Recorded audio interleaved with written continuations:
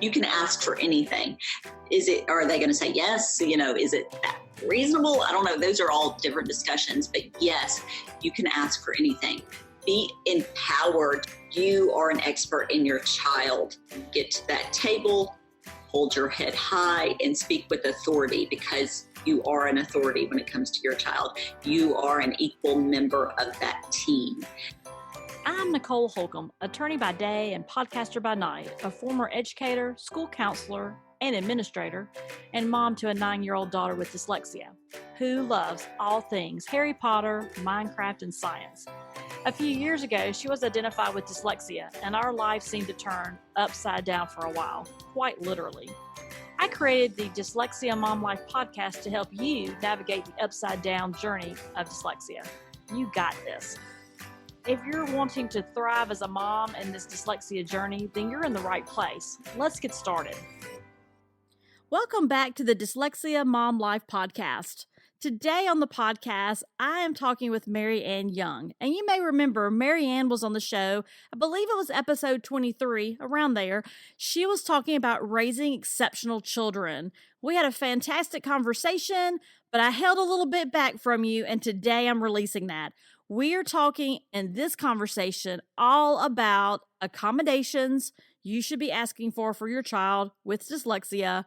And we are also talking about how to be an advocate for your child and when you may want to seek the services of a special education advocate.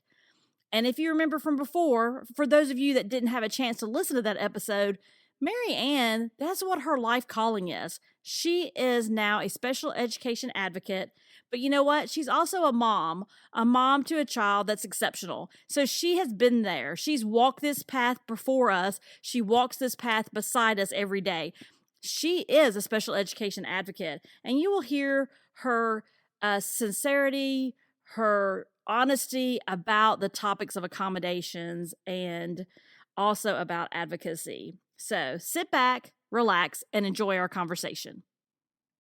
So as we think about those areas of need and we think about, it is, unfortunately such a struggle with schools to figure out, how to not only identify, what is the issue sometimes with a learner, but also how do we best equip and help them and remediate them, and how do we do those pieces? So I'm interested, to get your take and kind of pick your brain a minute about as we think about those academic needs. And I get the question quite frequently, I'm sure you probably do as well, which is, how does a family, how does a mom, how do they go about talking to the schools about accommodations? And, let's assume today's not going to be about, we could spend a whole hour talking about 504 plans and an IEP and what does that mean and those definitions. For this conversation, we're going to assume the student has been identified with dyslexia. The school's aware of it. We've walked through those other hurdles of testing, and now we're at the point where we're having the conversations about what type of needs my child has and what accommodations are needed. And so how do you share that with families? How do you go about walking them through how to identify and know what to ask for? Well, first and foremost, the evaluation reports should have recommendations listed, okay? Some schools kind of fail in this area sometimes, but psychological evaluation should come with recommendations that are relative to your child's needs. So start there. The second thing is, you can look it up online, common accommodations for children with dyslexia, but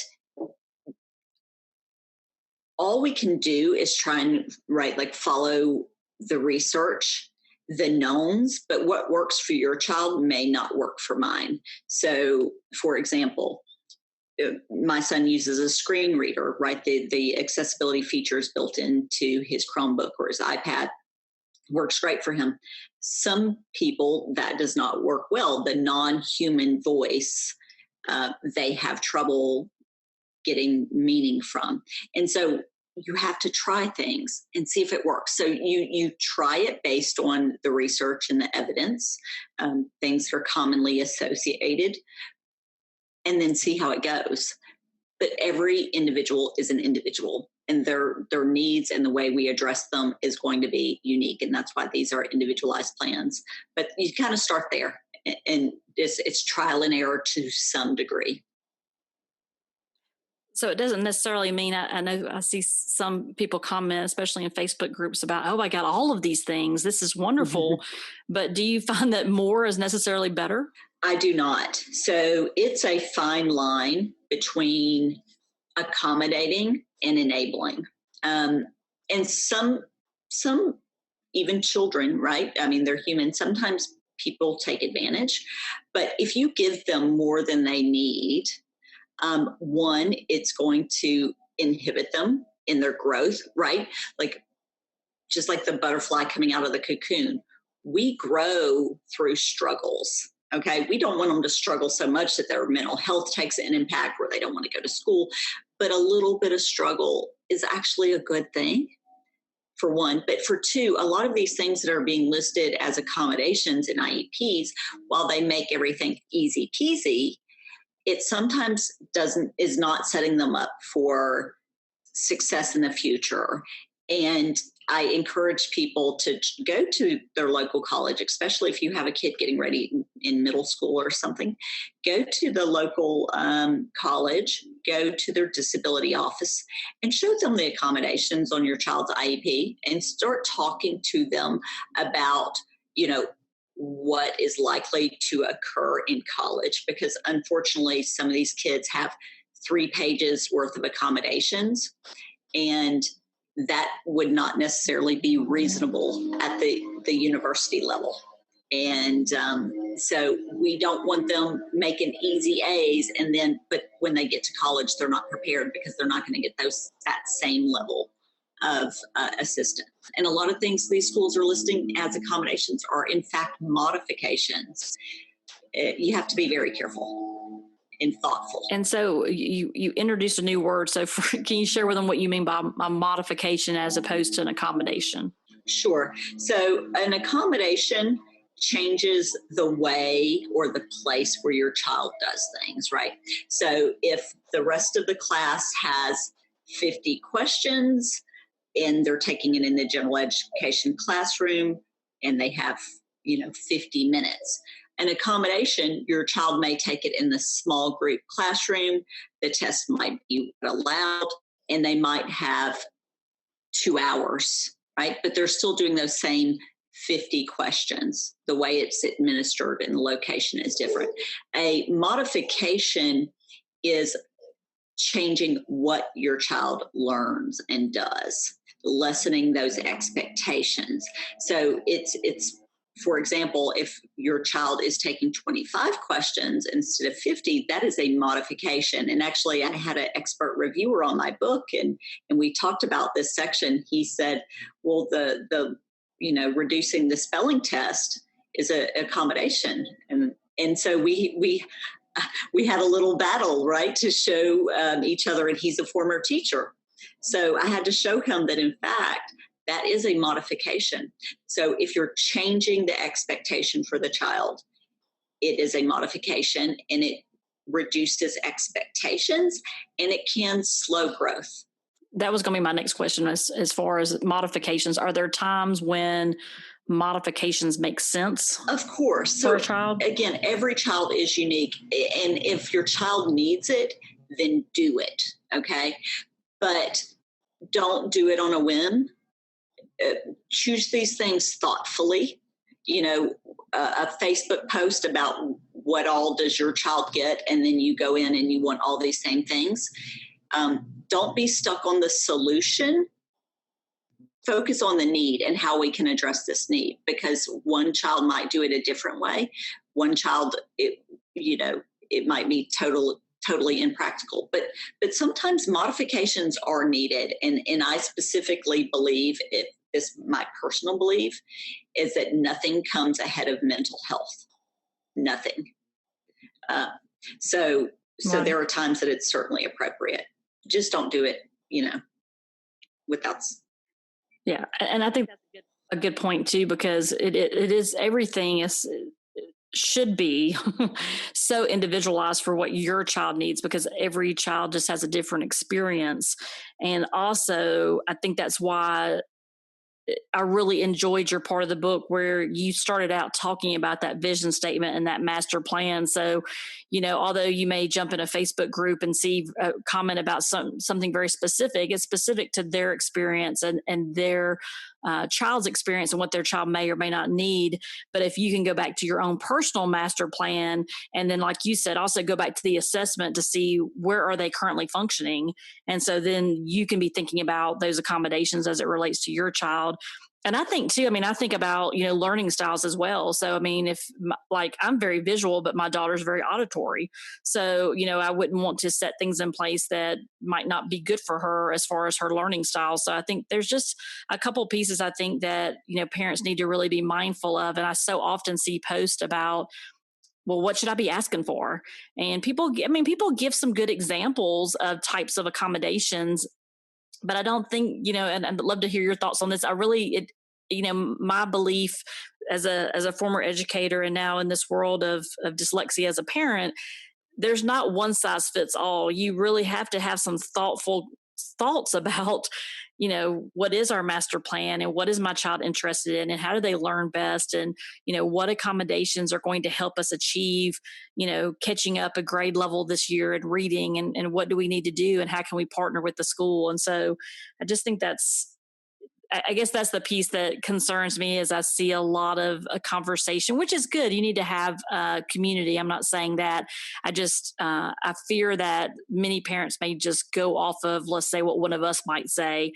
And it is just so individualized. And so I'm glad that you shared that as well. Or any other thoughts about that as far as accommodations and just being kind of mindful of those? Sure. I think it's not bad to ask, because some parents really have no clue about what's possible, even possible solutions. So it's not wrong to ask people what's your child successful with, but then don't make that, your definitive list of demands, because they're not necessarily going to match your child's needs. And even within dyslexia, there's a huge variation, right? And people have additional struggles, and some people have, a milder dyslexia. Some people have a more profound dyslexia. So it's good to get an idea, but then from there, put some real thought into it and say, okay, does this match my child's needs? Is it necessary for him to have access to the general education standards? Yeah, so really we're talking about being proactive, and really we're kind of inching into the conversation as well, as you really are your child's best advocate, right? You are the person that knows the most about your child and what they struggle with. You're not with them during the day in the classroom, but you know them, you're with them. A teacher may have them for, 9 or 10 months, may work with them over the summer as well. But, you are your child's best advocate. And so, what are some thoughts that you have about, and we're going to talk in a few minutes about, if going beyond that and hiring professionals, but as you start out the journey and you're trying to kind of navigate your way through this, what are some advice you would give to parents as they try to navigate being their own child's advocate, if that makes sense? Yeah, it does. And you're exactly right. You are the first expert on your child. And so I think what's really important, one of the questions that I get from new clients is, can I ask for? Yes. The answer is always yes. You can ask for anything. Are they going to say yes? Is it that reasonable? I don't know. Those are all different discussions, but yes, you can ask for anything. Be empowered. People get in the table and they see, 15 other people in the room, and they feel ganged up on, and they get very timid, and they feel, less than adequate. You are an expert in your child. Get to that table, hold your head high, and speak with authority, because you are an authority when it comes to your child. You are an equal member of that team. The occupational therapist is an expert in her field, right? So her input is valuable, but you're an expert in your field, and that is parenting your child and meeting their needs. So really, you just have to own. I think that's probably the most important thing is don't be afraid to ask questions, to state what your child needs, to seek solutions. Maybe, some of the things we run into, sometimes people want a one-on-one parapro. Maybe that's the solution and not maybe the only solution. So if you ask for something and they say no, make sure you follow up with, well, this is the need. What are some other ways that you recommend we can meet it? But don't be intimidated. You're an equal member. You are an expert. And as long as you go in there with your kid in mind, you'll be fine. If as much as you can educate yourself on the disability, on the IEP or 504 process, that's certainly going to help you. But not everybody's really capable of getting that at a deep level, right? But educate yourself to the best of your ability and go in and advocate for your child. Don't be scared. Absolutely. And I always tell people too, it seems like, if you go in and have the conversation and the mindset that, and I've had people say this before too, that, we're all here for the best child. And so, if you can keep the focus on that and away from the power struggles that sometimes happen, then you really can move a good bit, because there are pieces of that and it's a lengthy process. But it just seems like, if you can have those, if everybody can just be mindful of the child, then, educators want to do what's best for your child, but maybe they're not always aware of what that is. And so that's, like you said, why you're such a valuable part of that team. Mm-hmm. So this is the $1 million question, which is, well, then when do I know, or when should I seek out hiring a special education advocate? Like, when should I do that? So this comes back down in my mind to mama's intuition, right? Or parental intuition. For example, there are studies that show that like mothers can identify autism in their children 3 years prior to medical professionals. So when we say you're an expert in your child, you really are. There's this. So generally parents have this sense that something is not going right. It's just not adding up. They feel uneasy. If you're feeling it in your gut, that's your intuition talking to you. Get help. And then what I run into, unfortunately, a lot of times is, and it is often a financial investment. So it's, obviously not something you want to jump in lightly, but unfortunately parents, kind of know something's wrong and they're like, well, I'm going to give it another try. We'll give it 6 more months. And they know in their heart of hearts that it's not working, but they don't want to be like quitters, I guess, they don't want to give up. They're going to give it another try and another try. And then that is valuable time lost. Sometimes bells are rung that cannot be unrung, right? If we're talking about, behaviors or something like that. So really, if you're sensing that it's not right, it's usually not. And quite honestly, by the time somebody comes to an advocate, they're usually coming with, 1 or 2 big issues. But when we get our hands on that document, we can identify several more. So there's more going on than the parent even realizes sometimes, because they don't know what they don't know about the process. But if you feel it, if it's acrimonious, advocates, while advocate can be a dirty word in school districts sometimes, really a good advocate should be able to come in there and help calm the situation down. Not always, of course, we can't control others, but it can be very helpful because a lot of times it's a communication barrier between the school and the parent. And there's a distrust that is happening because of failures of the past. So it can really be beneficial. But if it's acrimonious, if you feel in your gut that it's not right, get somebody to help you. It's so important. So important. And then the follow-up question would be then, okay, so I've got, and you're completely right, because I've had that. We had our testing in first grade. I with, I didn't go with the voices of others saying, well, it could be developmental or it could be this. I was like, no, there's something, you just have that feeling. And so I appreciate you sharing that as well, because that is so important. So, all right. So I have that feeling. I know something's just not right. I reach out to find an advocate. Who should I be looking for? I mean, what are some things, some characteristics, some, best practices? Is there a certain certification? I mean, what is it as a parent when I Google or I ask everybody in a Facebook group or I ask, maybe, my neighbor across the street or whoever it might be, what are some advice that you would give to families to make sure? Because I think too, I've worked for school districts, and so I've been on the other side, and an advocate that might not have your best interest at heart can also be very devastating to your family and cannot be a good situation. So I really want to have you provide some advice to choosing the best fit for their family. What are some thoughts there? Yeah, you're absolutely right. So it can be very damaging, quite honestly, if you get the wrong person.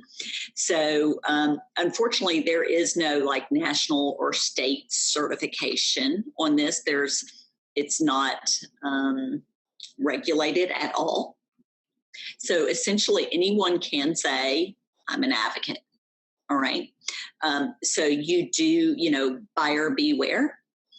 And for me, there are different trainings that people can take. If they've done that, that's fine. If they haven't, personally, I haven't. I am 100% self-taught. What's more important in my mind than any training is experience. There is no substitution for real world experience. And so word of mouth is always good. But what can get people into trouble, I think, is where you end up with the bad advocate is sometimes if you're in this more rural area and there's kind of only one, right? So that's the one that everybody's recommending, even though her attitude stinks and she's yelling or cursing in meetings. And,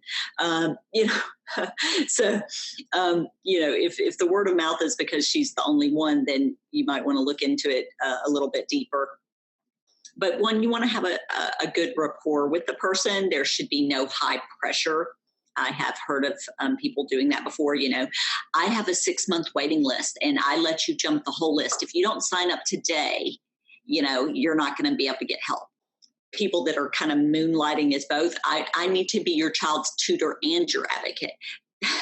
That's a little odd to me. So, of course, they should have a business license if they're doing business in the state. That's just an ethical kind of thing, right? And if they're not honest in one area of their life, they may not be honest with you as well. If they have, I guess the word social proof is kind of what I'm getting at. So word of mouth recommendations, if they have reviews, those are always good things. You can ask for references, have a conversation with the person. And ideally, I feel like my job is to work collaboratively with the district. You can be kind while also holding people accountable. And I think that's important because these children, these families are going to be with this school generally for a long time, right? 5 years in elementary, 4 years in high, 3 middle, depending on how your area breaks them up. So you don't want to damage that very fragile relationship if at all possible. And again, it's not always possible because you don't control other people, but yeah, definitely have a conversation with them. You should feel comfortable with them. There should be no high pressure. They should have a business license. They should have experience that they can prove, and that's kind of my best advice. Yeah.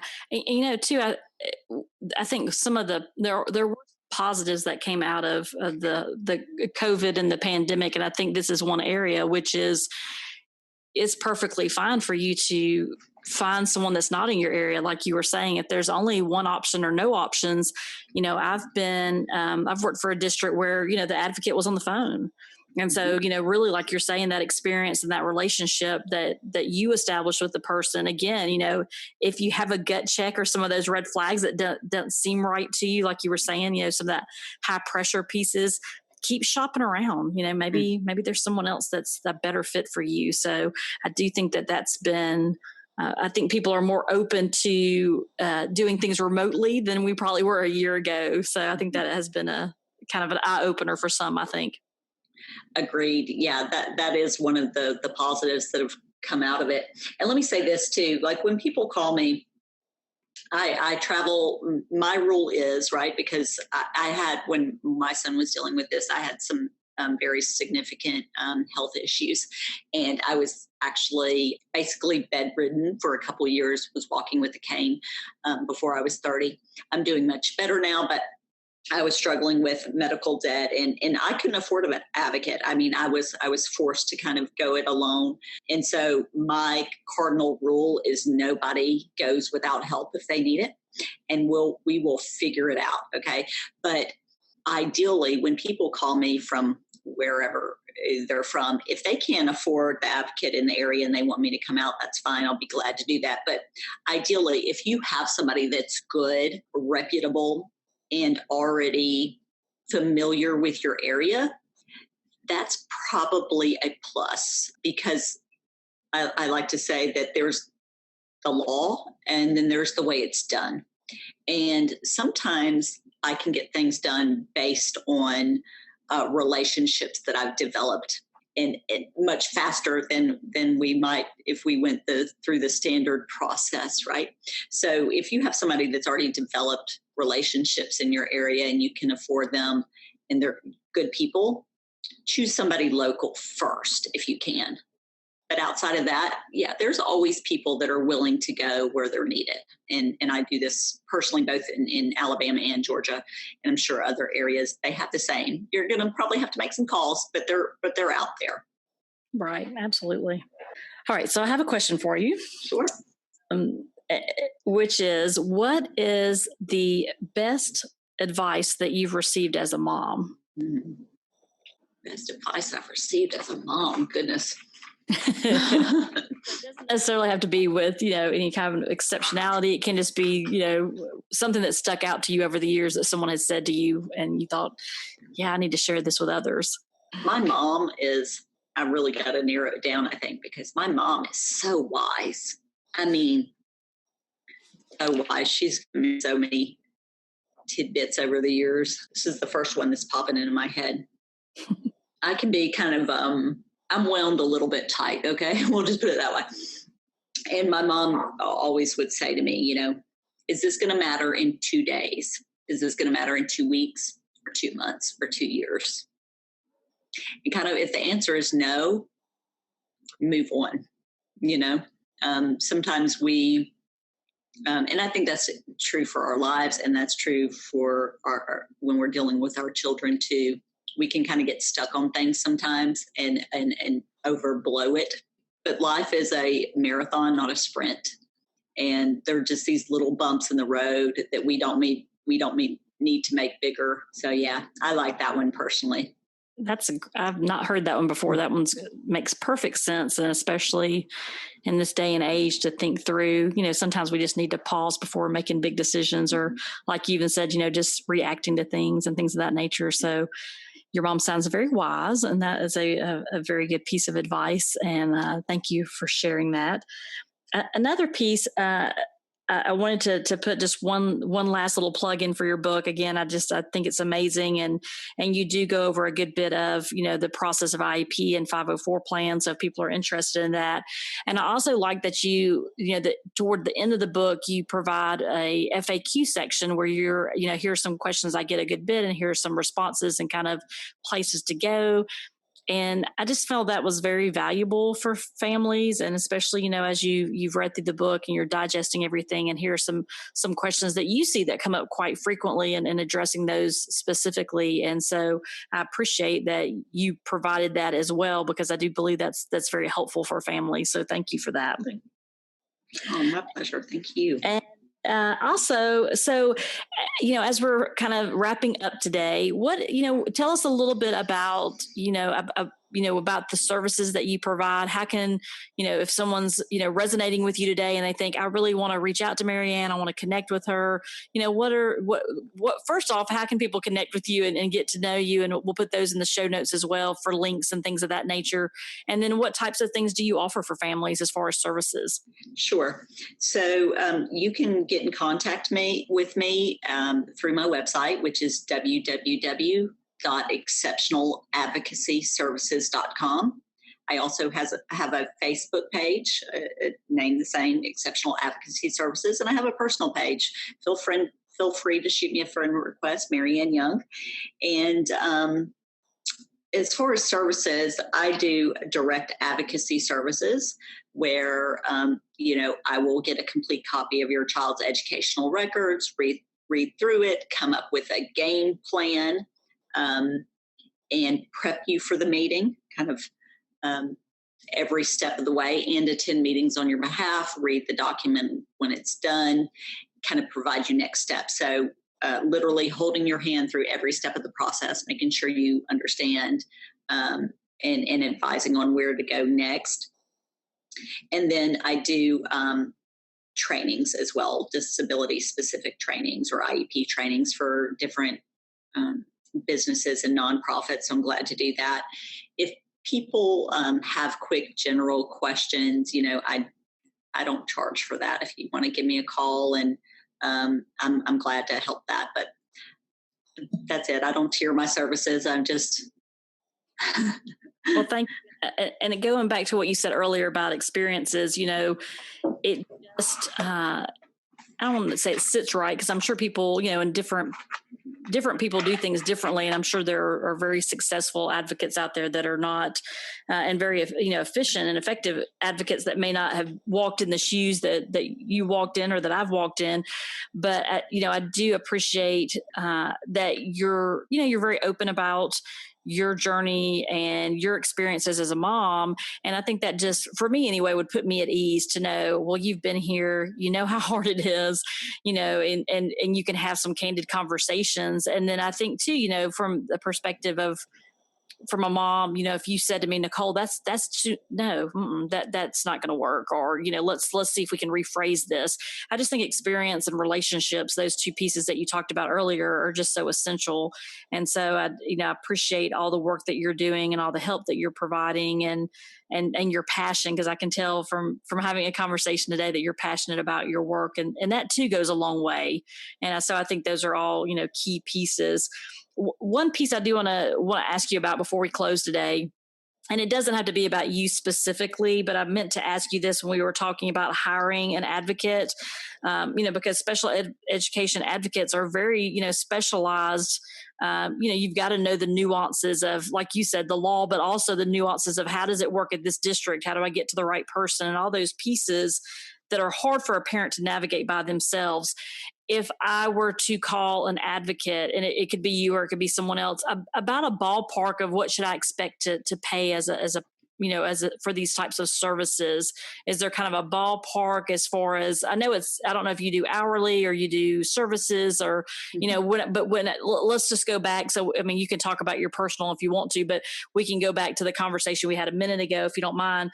Of, okay, I've reached out to 5 advocates and I'm getting all this various costs, and I don't know as a parent how to know, sometimes people say the more you pay, the better the service. Mm-hmm. I don't know that that's always true.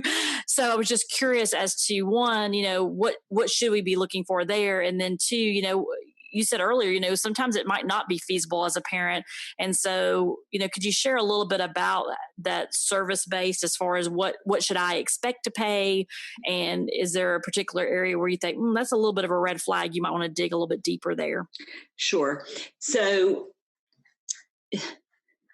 what you're going to pay varies a lot by location. Okay. And since people are all over the U.S. are listening to this, what you pay in New York, I was raised in New York, will be very different from what you pay in, say, Texas a lot of times, but even within a state, for example. So I live southwest of Atlanta, and I charge an hourly rate at roughly 50% or less than some of the people in the metro area.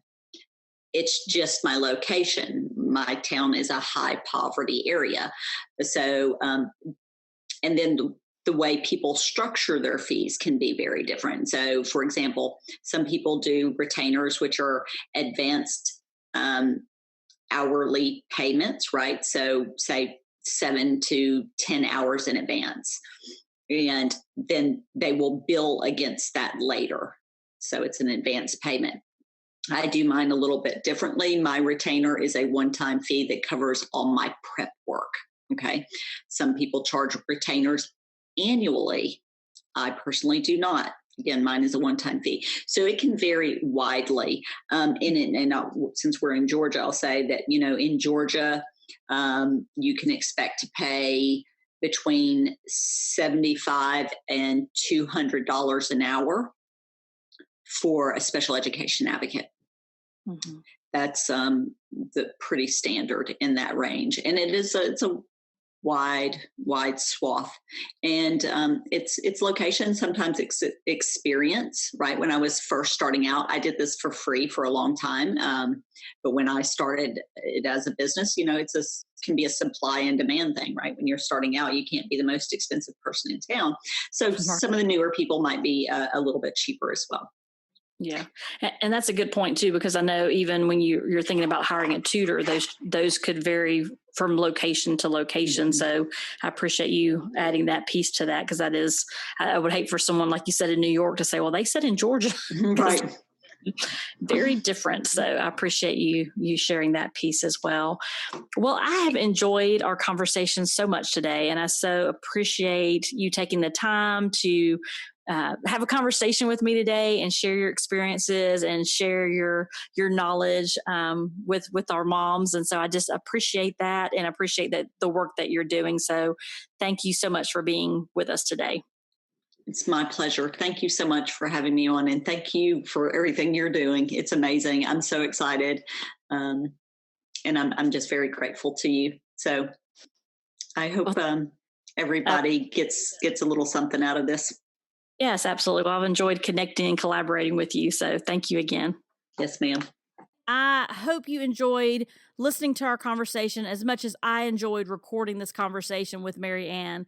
She is an amazing mom and an amazing advocate, and I so appreciate her being with us today. If you would like a copy of the show notes and be able to get access to connecting with Marianne and where to find her and get a copy of her book, please go over to the dyslexiamomlife.com website, and you'll go to episode 26, and that's where you will find the show notes from today's episode. And if I could ask, if you enjoyed this podcast and you enjoyed this episode, make sure you subscribe so you always are the first to know when those episodes are released.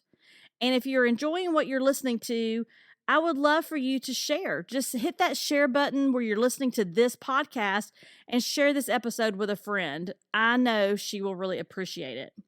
And just one little more tidbit, I wanted to share with you that I want you to mark your calendar. Go ahead, pull out your calendars and mark it for January 1st, 2021. I'm going to be opening the doors to a new membership, and I'm so excited. And as a special bonus for the moms who sign up in the first 24 hours, well, you may get some personal access to me as a bonus. So follow the link to the website, and there you'll also find a link to the waiting list. And I'll also put a link here in the description as well. So I'm so excited to share that with you, and I hope you have a fantastic week. Enjoy your week. You remember, you got this.